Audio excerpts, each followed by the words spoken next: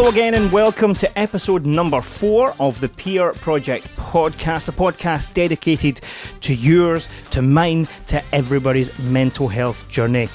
My name is Chris Duke, and before we get properly started, I want to say a massive thank you to everybody who tuned in, who downloaded, who streamed last week's episode. It was a wee bit of a strange one, for me anyway, because I was a subject of the podcast rather than the interviewer.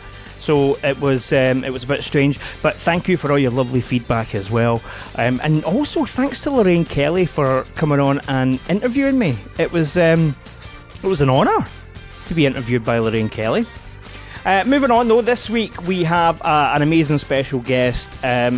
You will probably know that I am a massive wrestling fan. And when I heard that this lady was a mental health advocate, I had to speak to her about it. She's had an unbelievable mental health journey. She battles bipolar.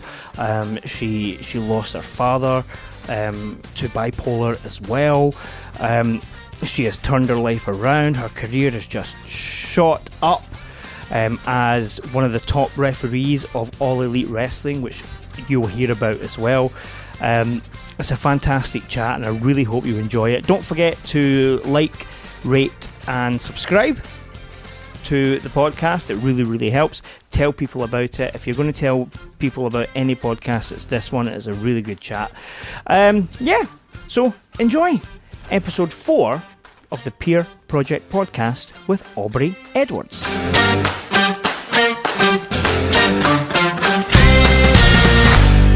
I'm a huge wrestling fan, and I am very passionate about mental health. And then when I seen that you were also very passionate about mental health, I figured it'd be a very good time to get a chat with you. Yeah, we're probably gonna have a lot of things in common with the things we like to talk about and whatnot. So I'm excited to be here. Yeah, I'm excited to have you. The first thing I want to talk about, I need to get the wrestling fan stuff out right away. Do what you got to do, man. Yeah, do what you got to do. And I want to talk about what you do, because people who listen to my podcast aren't necessarily wrestling fans. Wrestling, yeah. I am, but some people aren't. And you are the first female referee in mainstream wrestling. What's the kind of title of yours? One of the first. One of. So it's interesting because wrestling is obviously a male-dominated entertainment field. Both the performers in it are primarily male, as well as our fan base is primarily male. So there haven't been any real full-time female referees before, 3-4 years ago. Mm-hmm. And the other company had one right around the same time I was starting. And I think she moved to SmackDown right around the time that we started AEW Dynamite. So it was sort of she was technically first. She beat me by a couple weeks. And I love Jess. She's a friend of mine. But then there's that, I feel like I would say that I have probably the most visibility. Yeah. One of the things that's really great about AEW is we sort of promote our referees as characters. Traditionally, in the last couple of decades, referees have sort of become background, mm-hmm. in the sense that, their names aren't set on television. They all move in a very uniform fashion. Whereas if you watch something like UFC or even, baseball or football or any of those sports, all of the referees have a sort of individualism to themselves. So this referee enforces this slightly differently. This referee is more strict on this specific thing. And AEW has kind of brought that back into wrestling, but also at the same time allowing us to be who we are as characters. So the Aubrey character, for instance, is a very no-nonsense, doesn't take any crap from anybody. And then we have, say, the Rick Knox character, who is more of a happy-go-lucky tag team guy, lets everything fly. And then you've got Bryce Remsburg, who's kind of big and fanciful. And we all kind of present the role of refereeing slightly differently. So it's genuinely been never thought about it like that. And I genuinely hadn't even noticed that in a good way, I guess. That, yeah, and it makes perfect sense that you guys all have your own individual characters, so to speak, or characteristics is maybe the the best way to put that. Is that what you wanted to be? Did you always want to be a referee, or did you train otherwise? Or I actually didn't watch wrestling before 10 years ago. Okay. I never watched wrestling as a kid. My dad hated it and said it was fake and we shouldn't waste our time on it. And I basically was a classical ballet dancer my whole life, and I really wanted to make video games. So I danced classical ballet for, I think it was like 22 years before I finally retired. And I went to college to get a bachelor's of science in computer science. So I'm originally like a huge nerd. I'm a programmer. I went into production, which in video games is essentially like more project management role. So you're taking the time and the people and the money and trying to make it all work, because it's all just a big puzzle. And I had done that for, a good 10 years. That was my dream job, per se. And first time I had started watching wrestling was WrestleMania 27. I was randomly watching it with some friends who were trying to get back into it. And I was like, oh, this is interesting, but like literally don't know anything about it. They keep talking about this guy, the Undertaker, and the streak. And I have no idea why this is important at all, because I'm like, isn't wrestling predetermined? Like, why does the streak matter, sort of a thing? Like, not understanding the nuances of storytelling as a medium, right? Enter CM Punk and the pipe bomb. And that was sort of when it clicked for me as this ballet dancer who's been using my body my whole life to tell stories. I suddenly understood why wrestling was cool. And it was these are performers who are literally using their bodies and their voices and who they are as people and who those people are as characters to tell stories. And it immediately clicked for me. And I just went full on, like watching indies, traveling to watch wrestling shows, but still just straight up fan.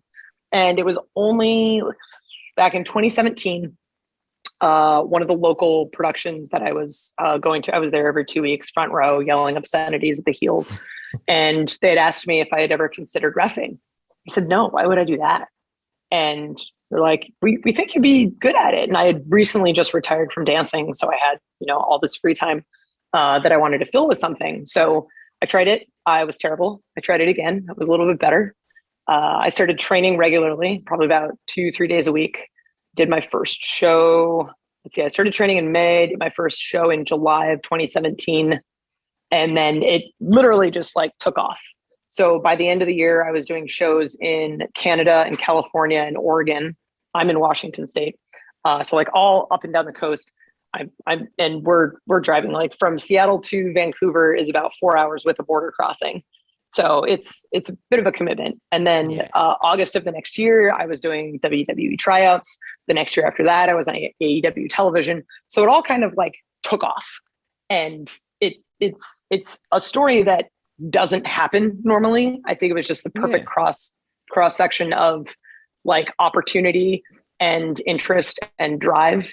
It just all kind of worked out. Yeah. And so You skipped over something that I want to talk to you about. Yeah, you know what I'm talking about, don't you? No, I'm curious which one you're going to pull up. So I seen one of your first times appearing on wrestling TV, and you ended up being a little bit of a meme. Daniel Bryan. Yeah. So there was a moment, and that was before I was ever a referee. So regardless of what people say, they're like, "Oh my God, you've always wanted to do this." I was like, no, at that point in time when that happened, when Bryan Danielson retired, I bought tickets. A lot of people were like, oh, you go to tickets front row. I was like, no, I paid $350 a seat. I was like, I was a full on fan, right? Like they're my New Day shirt, everything. And for those that don't remember, like he had announced that day on Twitter, he was retiring. So we're at the bar, I'm drinking a margarita bigger than my head. And I see on Twitter that he's retiring, and I'm just like, oh God, what's going to happen? And yeah, because he was my favorite wrestler. I talk about CM Punk being the guy that brought me in, but like Bryan Danielson, I was just really, really drawn to. And I really like technical wrestling. I really like mat-based stuff. I think it's an interesting way to tell stories. There's just the way he had connected with the audience, and then him kind of being from the same area I live, it's kind of like, oh, this is like a hometown hero type of guy. So yeah, we're at the show, and the show closes with his promo where he's retiring and, thanking everybody. And I'm literally bawling my eyes out. And there's a point where like the camera comes up to me, and I'm just like in my head, oh God, oh God, what's happening? And I see the red light go on. And if you watch the GIF back a couple times, you see like my eyes kind of attached to it. Because if you're not used to having a camera in your face all the time and a red light goes on, it kind of grabs your attention, right? Yeah. But at that point, I'm just so like, I'm about to cry, independent of what is happening.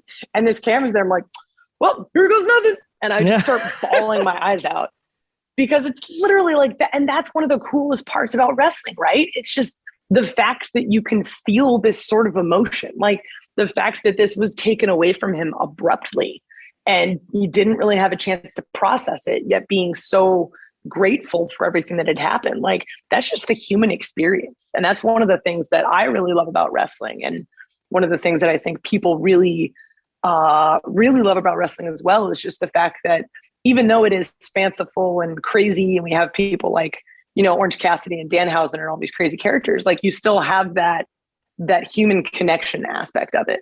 Mm-hmm. How cool is it now to work with folk like Punk and Brian, considering that it's interesting. These guys are heroes? Right?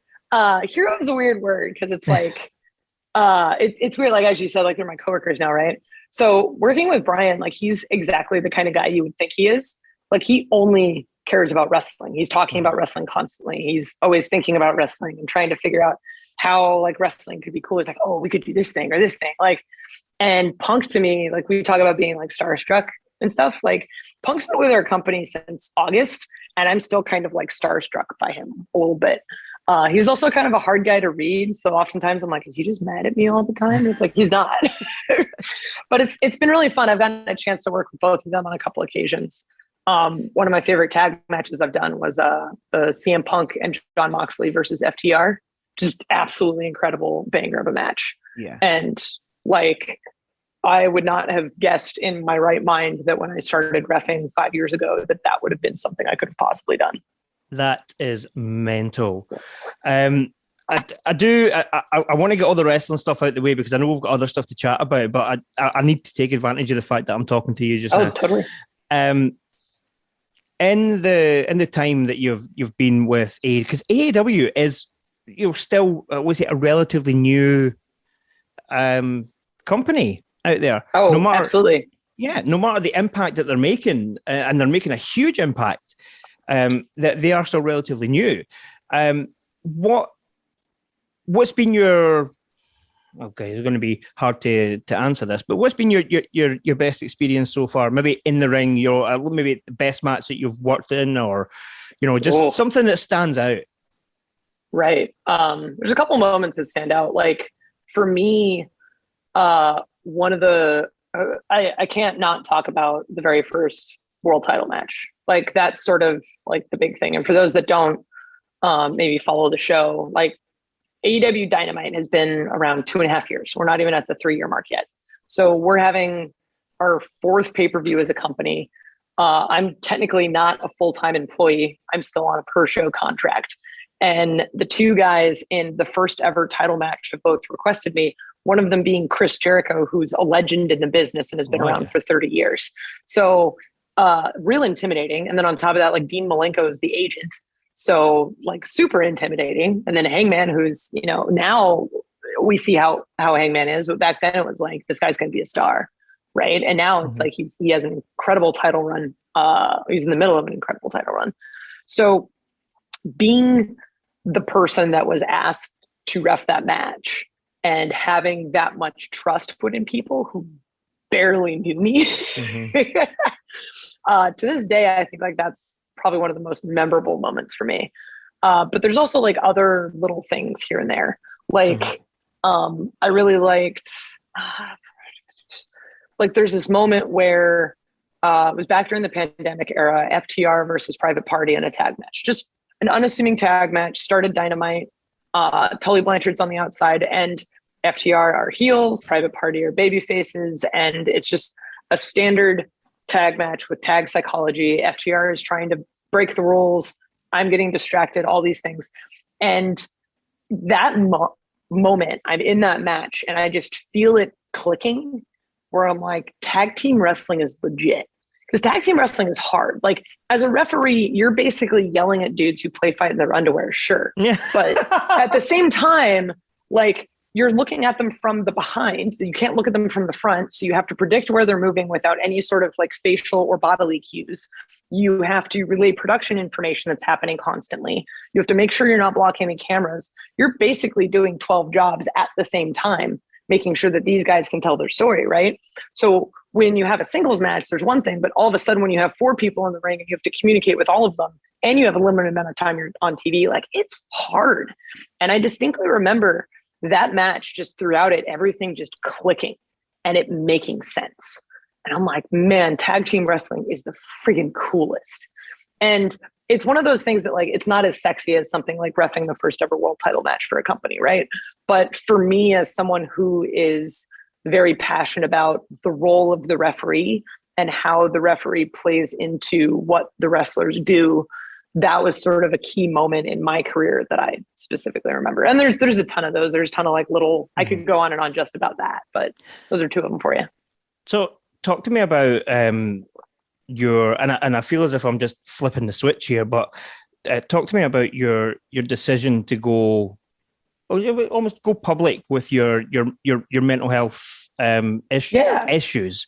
A few years ago, you sent out a few tweets about it. What led you to that decision? So one of the things that I've been trying to do as sort of the person who plays this character on TV who doesn't take any crap from anybody, gets in people's faces, is I'm still trying to be me and I'm still trying to be authentic and organic. And that is really, really hard to do online. So that itself is already kind of a challenge.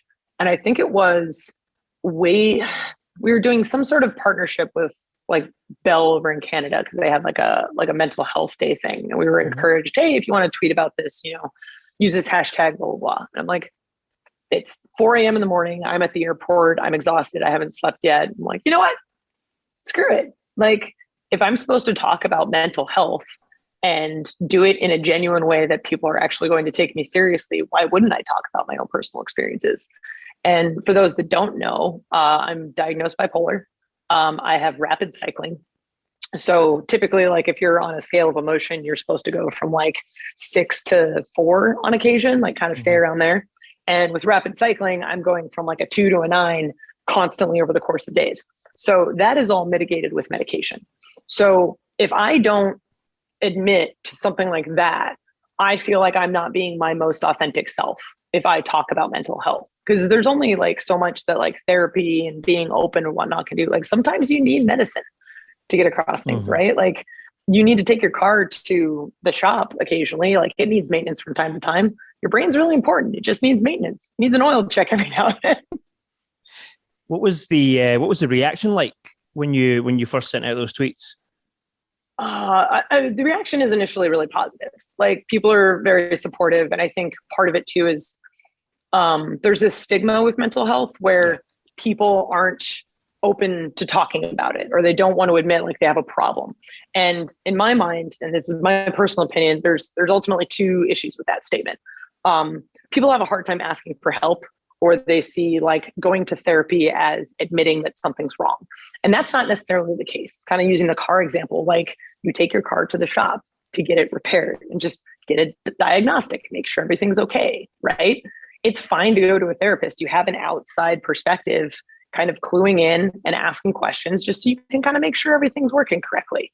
And, we all have moments in our life that are big or stressful, and being able to work through these things in a safe environment with a medical professional is totally legit and fine. So it's one of those, I think when people talk about like the stigma against mental health, people are afraid to talk about it because they feel like there's something wrong with it. And what I'm trying to do is normalize it. Like it is okay that my brain is kind of funky. It is totally normal, because what the hell is normal, right? Is normal like I don't have a mental illness? Like no, because I've felt normal my whole life. So I think it kind of comes down to talking about it a little bit more. The other thing, and this is just my personal opinion, a lot of people, if I say like, oh yeah, I'm depressed, the immediate thing is, oh my God, I'm so sorry. I'm like, why? Like my brain just sucks. Like, don't be sorry. So it's one of those, like, I don't always need sympathy. And I think it's one of those, I was talking to Amanda Huber about this, who's someone who works at AEW.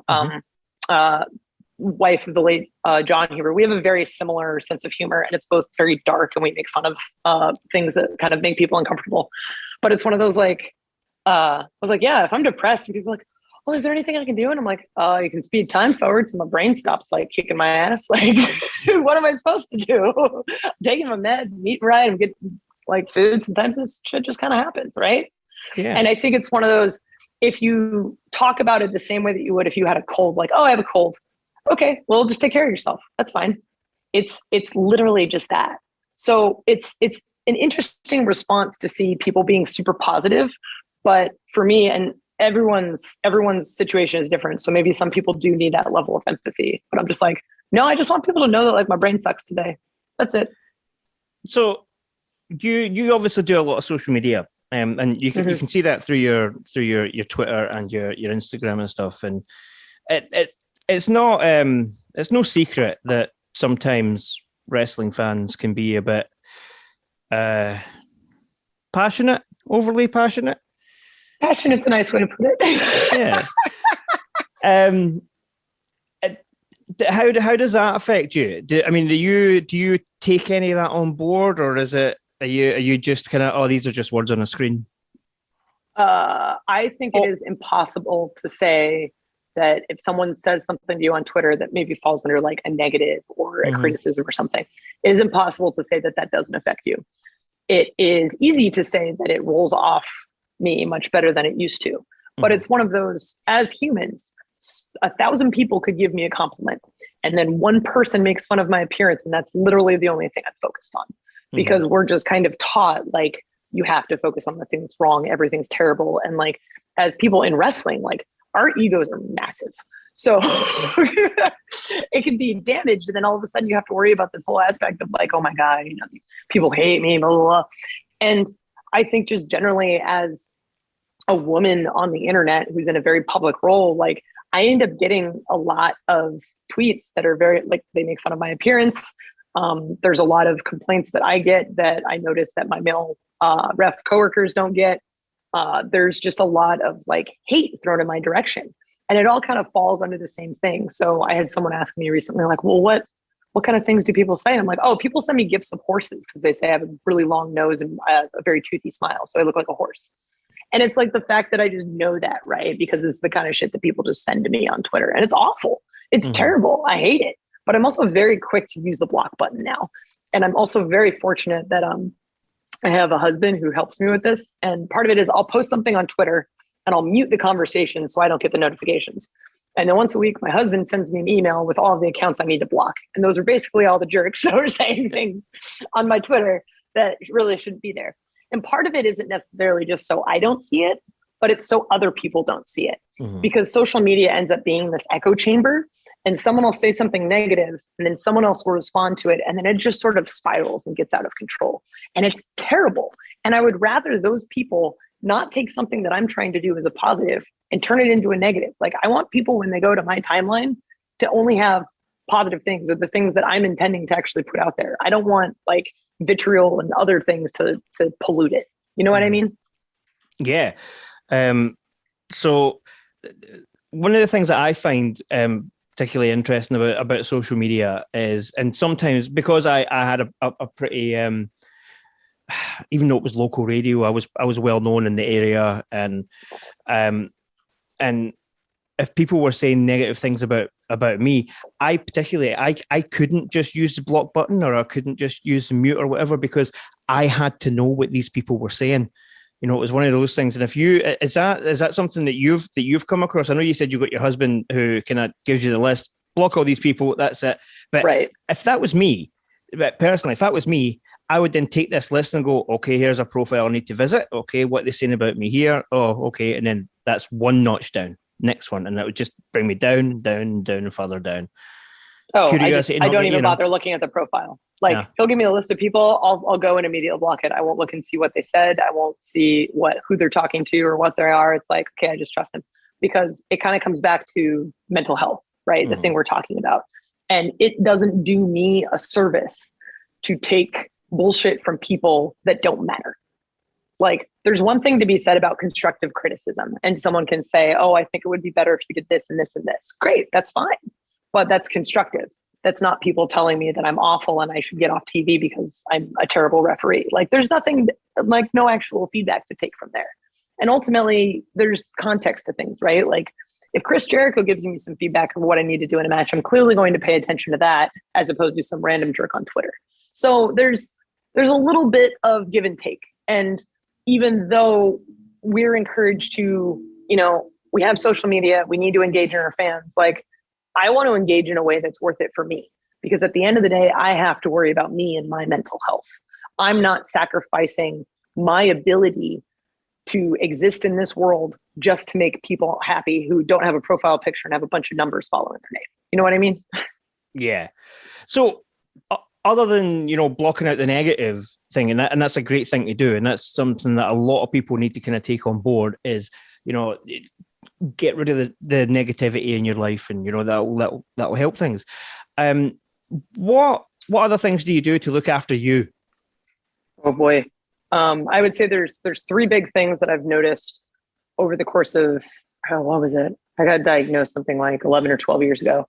But since then, there's essentially like three things that I need to essentially be working on all the time. I need to work out, I need to eat well, and I need to get enough sleep, which are all things that are very, very difficult to do in the wrestling business. So learning how to do all of those while I was making video games full time, great.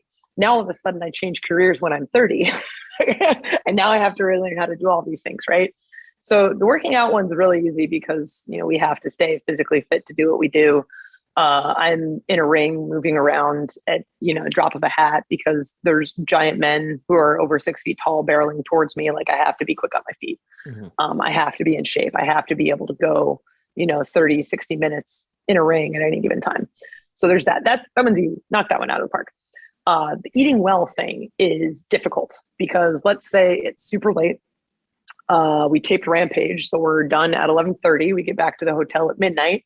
Now I want to eat. Oh, well, all the hotels, restaurants are closed. Okay, what's the only thing that's open? Well, Taco Bell does DoorDash, so let's try that. And then you end up eating like crap, right? So it's a lot of planning and making sure you're getting the right things for your body. Over the course of time, I've gone from, normal diet to vegetarian. I've been vegan the last 3 years, and that one's been really helpful. But understanding that like sugar is still vegan, and there's some really good non-dairy ice creams in the world. Just because it's vegan doesn't mean it's good for you. So it's making sure your body's getting the right amount of nutrients, right? And the third one, which is probably the hardest with the lifestyle that we lead, is sleep. So that's been the biggest struggle for me most recently. And I've noticed I've had little bouts of depression a lot more. It's honestly tied to the days where I'm not sleeping a lot. So if I have an early flight out, which say I did this Thursday, for an example, we get back to the hotel. I get about an hour of sleep before I have to wake up, shower, pack, head to the airport, get on a plane. Don't really sleep well. I'm flying a total of 8 hours, maybe got like an extra 2 hours of sleep on that. So it's like already I'm running at a huge deficit. So now I have to suddenly get 8 hours of sleep tonight to make sure that I'm doing that. But now I feel guilty because I'm behind on the rest of my day. So trying to like do that constant battle of doing the things I know I need to do to avoid getting depressed, but also still existing in a society where I don't feel guilty. It's really hard. It's a constant struggle. And it's hard because people only see like the final product, right? They see me on TV with all my makeup yelling at dudes. They don't see all of these daily struggles that you end up going through. So you mentioned earlier the fact that you're very close to Amanda Huber. Mm-hmm. And for people who don't know, Amanda is, or how would you say, is married? She's the widow. She's the widow of John Huber, who is Brody Lee. He passed away suddenly a couple of years ago. Mm-hmm. Well, to us fans, it was suddenly. I know it was more known to you guys. Were you close to John? I actually wasn't. I had gotten the chance to work with him a couple of times, but I hadn't really had the chance to get to know him. I just knew that when he wasn't a terrifying presence in the ring, he was one of the silliest, funniest guys that I'd ever met. He was always smiling and laughing and just playing jokes with people. And he really was an incredible person at AEW. And I think that's where he finally felt like he could be him, both as a person and a wrestler. and he was having a lot of success. So hearing that he was, getting sick and wasn't getting better and all the things that we had to go through, like it was rough. And I've been really fortunate to get to know Amanda after John's passing. Like, she works in our community outreach department. So she's constantly working with local organizations. The idea is that we need to leave wrestling better than it was when we got here. And we want to do good when the cameras aren't always on. So we want to visit places and make them better and not just come in, take their venue, make a bunch of money and leave, right? Like, we want to do good for the world. So she's doing a lot of that. And a lot of what her goals are actually, kind of, there's a Venn diagram almost a lot of the stuff that I'm doing with AEW Heels, which is our female focused fan club. We do a lot of things about like reaching out with diversity and making sure that we're working with all these different kind of groups and factoring in inclusion and just making everything feel awesome for all kinds of wrestling fans, not just your typical wrestling fan. So Amanda and I are in meetings together a lot during the week. And it's just been really great to see someone who like has gone through a tragedy so publicly and seeing her thriving. And her kids are hilarious. They come on the road sometimes, and little Nolan, who's like 5, is just awesome. And then Brody, who's 10, is a monster. I am astounded by that kid, Brody Jr. I mean, 10 years old, and he is, he's a regular TV character. He's on TV all the time. And he loves it. Yeah. And this is one thing that I wanted to talk to you about as well, because obviously AEW and Tony Khan seem to be very active in looking after their talent. Whether it be financially, whether it be emotionally, medically, there's lots of really, really good things happening. And the one thing that stands out to me is the fact that Brody Jr. is very active amongst AEW. And that obviously helps him, and it'll help him mentally as well. And it'll help him grow as a person. So how does AEW as a company, and maybe Tony as a CEO or whatever his title is, forgive me, I forget. How do they look after the talent in terms of mentally? I can't speak to individual circumstances other than my own, because a lot of that is private on, of course, HIPAA, all that kind of stuff. I know personally, like, I've had a couple instances where kind of things happen that sort of stick with you. Like if someone gets injured or whatever, it's wrestling, it's predetermined, but occasionally an injury happens and it's nobody's fault, but that sort of kind of stuff affects you a little bit. So being able to find resources like particular doctors that can be able to help talk to us about those unique situations, because it's not just a sport and it's not just media. It's this weird combination of both. And to find medical professionals who kind of understand what it is we do is rather challenging. So we have staff that's been able to help me in particular work through some of the things that I've gone through. And I've heard that, other people have gone through other things and whatnot. Like we're putting ourselves out there, both mentally, physically, emotionally, that can wear on us. So I know that they've done a lot of work to help me kind of when I'm struggling with individual things. But yeah, I don't know of a lot of specific instances. I just know that anytime something happens, you hear someone say like, man, they've been really, really helpful. So one of the things that I want to bring up with you is you'd mentioned in your initial tweet that we spoke about earlier, that your dad lost his battle to bipolar. Are you able to talk a wee bit about that? I'm totally able to talk about it. And I can speak on it frankly, so this might kind of rub people the wrong way. So little trigger warning. This is a story about suicide. But I was young. I think by the time he finally passed away, it was like right before I turned 13. And for a very long time during my childhood, he had also had bipolar. And it had been a struggle that he and my mom were working through. And big testament to my mother that as a parent of 2 young girls, because my sister's 4 years younger than me, she's keeping us up to date on sort of what is happening and the positives, the negatives, the worst case scenarios, the best case scenarios, in a way that is not scary, but in a way that prepares us for potential worst case. Which the worst case was that he ended up killing himself. And it really sucks. It really, really sucks. I can't stress that anymore. And part of that is he was on medication. As soon as he would get better, he'd say, well, I'm better now. I don't need it. And it's like, oh, it's not the case. And medication's rough, right? Like everyone's on something different. I think he was on lithium, which is a hard drug, but like everything works different with other people. Like I've got friends who have a lot of success with Prozac. Prozac does not work for me. Like I'm on Lamictal and Wellbutrin. So it's everyone, we have so many people in the world. Everyone is so different. Everyone needs something else, right? So he unfortunately ended up hitting to a point where he took his own life. And it was an unfortunate situation. Like I remember the day it happened. I was actually babysitting, and I was babysitting for my dad's boss's kids, funny enough. And they dropped me off at the end of the night. I walk up to my house and I see there's a cop car out front. I'm like, oh, that's weird. Walk in the house, see a cop and a social worker.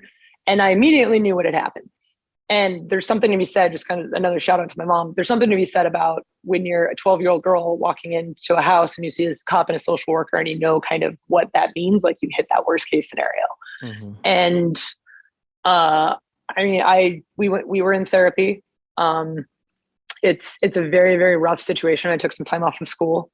But testament to my mother, she had been a stay-at-home mom my entire life. And at that point, immediately went back to school, got a job in IT, which is not a very welcoming field to women, especially women who are older and have 2 kids who haven't been working for the better part of a decade.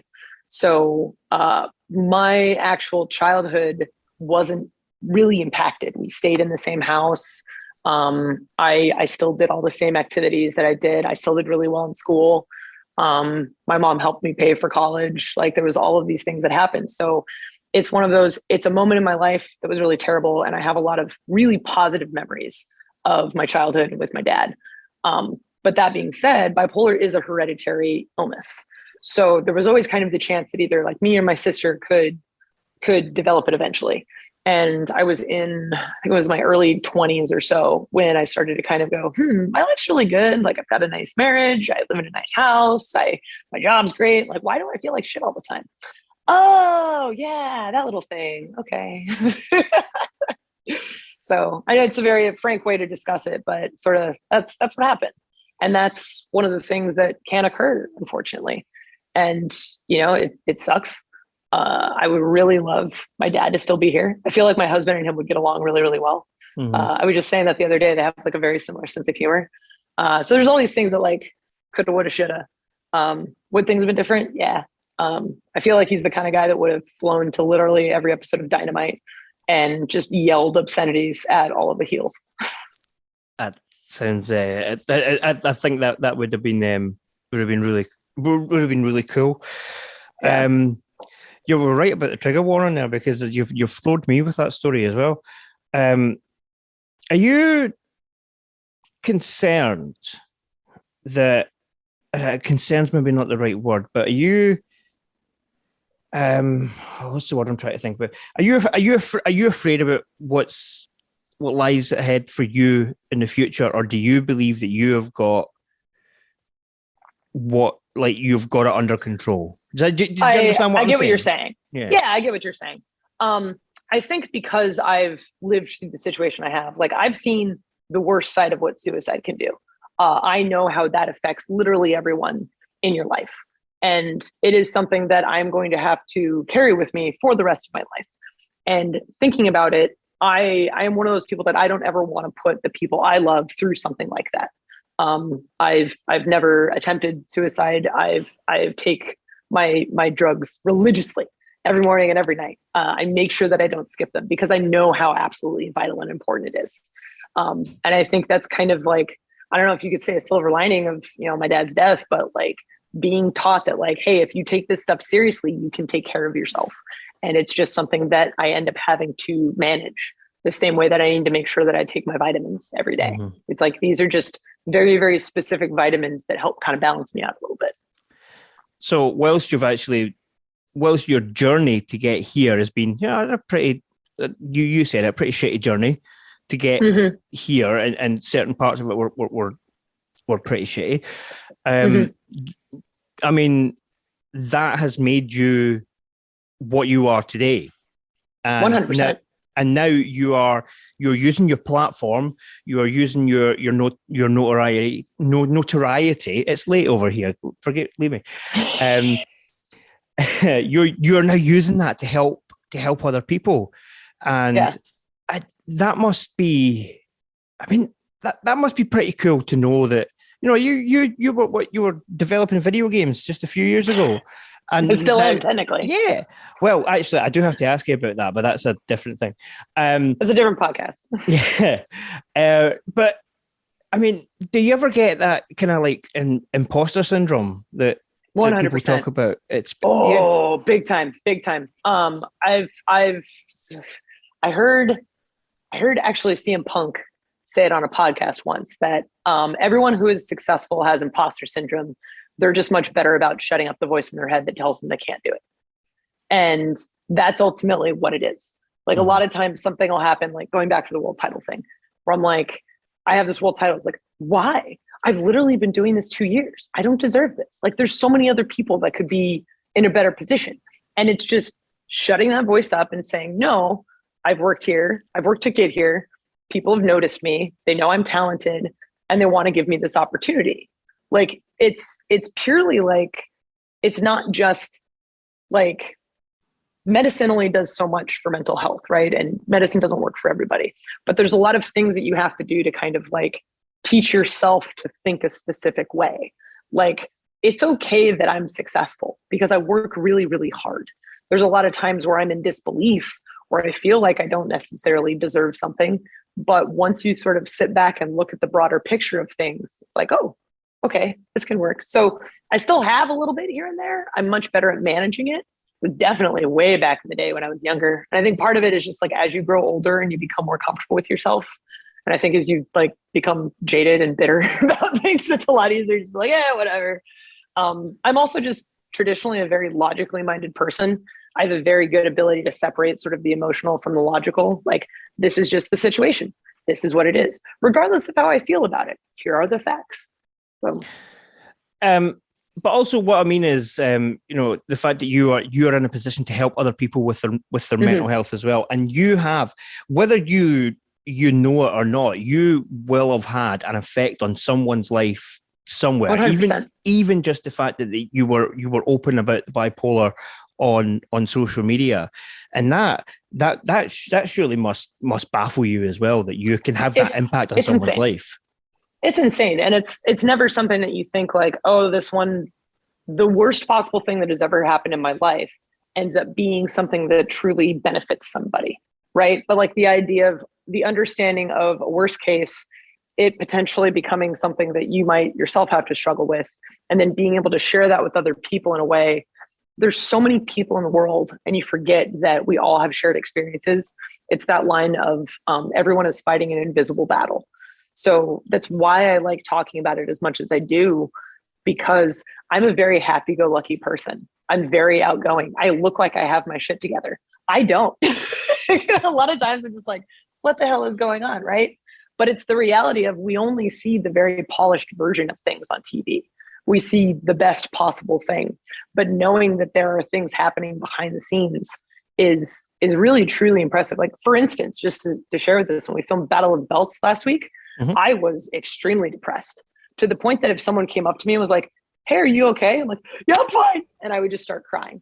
And I'm like, at work, I need to do the women's title match with Nyla and Thunder. I need to like figure out how to kind of lock it in. And it was the first time I ever had to like actually ref on TV in a complete and emotional disarray. But nobody saw that. They just saw me come out and do my job. And that is really, really hard to do, to be able to like be the best at your job. Because that earlier in the night, I reffed a 6-man with the Gun Club, Bryan Danielson, Moxley, Yuta. So it's like you have some of the biggest names in wrestling. And it's like, I don't really have the time to be depressed and be in myself. I just kind of have to like go. And I made a good decision. I went to bed early that night. Made sure that I've been eating well, got to the gym the next day. So I'm like doing what I can to help out. Mm-hmm. It's like I can't control it all the time, but being open and being able to talk about those things. Like I had someone come up to me like, what do you need right now? I'm like, I need you to go away. Like, I'll talk to you later. I'm not being like rude. I'm literally like, if we talk about this, I'm just going to keep getting emotional and like cannot mess up my makeup. It's like, okay, cool, great. And that's really what it is. It's being able to talk about it and understand that everybody kind of approaches things differently. And whatever I'm saying, I'm sure someone's going to listen to this conversation and something's going to resonate. They go, oh, I totally didn't get it, but that's totally me. You know what I mean? Mm-hmm. So it's fascinating to know that like, I can talk about something as simple as like, this is my everyday, but that could cause someone to go, wow, yeah, I didn't even think about it that way. Now let me go find out how that applies to my individual situation. Mm-hmm. Bear with me 1 second. My wife is mad at me because she thinks I drank her last Diet Coke. It's not. This one was sitting here. Your last one's still in the fridge. Okay.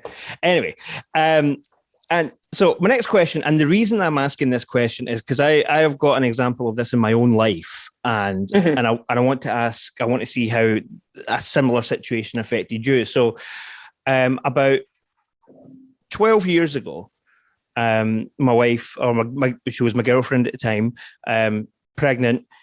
With my first child, and we decided to get married about 2 months before our child was born. So a month later, we have a really small ceremony, and we get married. And then that night, my wife goes into labour.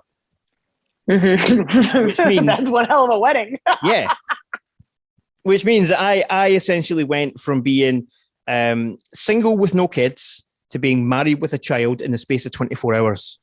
Yep. And I got hit really, really badly with postnatal depression, which is unusual. Well, it's unusual for me to talk about it, but it's very common. So because something like that, a major change in my life happened so quickly, then I had this depression that really hit me. It ended up, obviously I'm here now and I'm doing this, and it's a happy ending, so to speak. Mm-hmm. Your wrestling career, your referee career took off really, really quickly. And before you knew it, you're on international TV in front of millions of people every week, and you've got this new fame, this new notoriety. How did you cope with that, and how did that affect you mentally as well? I think the biggest thing is I took a lot of lessons from my prior career in video games. There's a thing that we like to talk about called post-ship depression. Like you work on a video game for potentially multiple years. This is your baby in a sense. And then you finish it, you send it off into the wild. And then the thing you have literally been pouring your heart and soul into for years is done. And then on top of that, because video games is such a tumultuous, volatile industry, half of your friends probably get laid off. And it's so unfortunate because this thing that you absolutely love to do, it's like, oh, all of a sudden you're in this very jarring space. So I remember even some of the games that I'd worked on and shipped, like feeling just absolutely terrible after. And that's totally fine because your life is changing. Like, I think the thing that people forget about with depression is it's okay to be sad. Sad and depression are completely different things. We're supposed to be sad. Like, we're supposed to feel emotions. That's part of the human experience. And that's what makes humans awesome, right? Is that you can't know what happy feels like if you don't know what sad feels like. But it's understanding what is the cause of that sadness, right? Like, did your life literally change in 24 hours? Yeah. Okay, well, that's not going to be something you can adjust to right away, right? Like, I end up getting to be like this right around pay-per-view time. Like, pay-per-views are super like awesome. We've got multiple events leading to the days up. And then as soon as we're done, I'm like, oh. But it's like, that's not going to mean that I can't get excited about pay-per-views. I just know that it's a way that like my body reacts to it. It's when I was shipping Elite General Manager last summer, it was literally the second week we were back on the road after the pandemic. And I was just a ball of stress. I was trying to deal with this like marketing campaign and doing all these things. And then the game came out and it had a really successful launch, but then I felt like absolute shit. And I had a buddy call me and say, hey, I just want to remind you, this is a thing that used to happen all the time when you made games, and you might have forgotten about it because you've been in wrestling. And now you have the problem of being on the road all the time, losing sleep, but you have this other thing that you're also doing. So. And there we are, full circle again, back to looking after your sleep. Mm-hmm. Yeah, you're losing sleep, and look at that, you're starting to get down and depressed again. Yep. So over here in the UK, AEW is on Fight. We've got the Fight. We have the Fight app over here as well, so we get to watch AEW that, and I believe it's also on ITV, which is one of our terrestrial TV channels. Yeah. So if someone who is, who grew up watching, Hulk Hogan, Undertaker, WWE, WWF, all that sort of stuff, and they want to try something new, how would you sell AEW to them? I think AEW is just this fantastical thing where stories are told by different people with different backgrounds. And you have people like Eddie Kingston, who has been in wrestling for 18 years and finally got his opportunity, but he's had a rough life. You have guys like Orange Cassidy, who's this, lackadaisical sloth. You have guys like Kenny Omega, who is the best wrestler in the world. You have people like Britt Baker, who's trying to do 2 full-time jobs, being an actual practicing medical dentist and a wrestler at the same time. You have people like Chris Statlander, who's an actual weightlifter, who's also doing things. You have Jade Cargill, who has a child who is 5 years old, 5 or 6 at this point, but she looks like an actual statue. You have all these individual things and all these individual struggles that these people are going through, and you get to see them be their absolute best in front of thousands of people. And that is just really, really cool to watch. It's like, do you like rock concerts? Do you like soap operas? Do you like explosions? Do you like violence? If you like all those things, you probably actually like wrestling too. You just don't know it yet. Yeah, it's I genuinely, and I mean this. I'm not just blowing smoke here because I'm actually talking to AEW talent here. But one thing that I really enjoy about watching AEW on TV, especially the weekly TV shows as well, is that you don't give us a chance to get bored. No, God, I think it was a few weeks ago. It was a Dynamite a few weeks ago, and by the end of the show, I was beat, and I was just watching it. Yeah, imagine if you're in the show. Yeah, I can't even imagine. Listen, before we wrap up, just let us know about your socials, like where we can find you and stuff like that, if anybody wants to reach out to you. You can follow me on Twitter and Instagram, Ref Aubrey, for both of those. You can follow AEW Dynamite. We're on Dynamite's on Wednesdays, Rampage on Fridays. If you wanted to catch something on YouTube, we have new episodes of Elevation every Monday, new episodes of Dark every Tuesday. I talk about things like mental health and cats and makeup and all these kind of, I'm a smorgasbord of interests. So follow me on social media. I'm also the co-host of our official podcast, which comes out every Thursday. New episodes on all of your favorite podcast platforms. And then we release video versions on Mondays on YouTube. So there's a lot of places you can find me. I talk about a lot of random stuff. So let's be friends. Thank you once again to Aubrey Edwards and the team at AEW for helping us put this interview together. I did have a wee chat with one of the heads of AEW after this interview, and he said he is going to try and line up some more interviews of wrestlers who can contribute to the podcast, and I'm very open about the mental health, so I am looking forward to doing that with them in the future.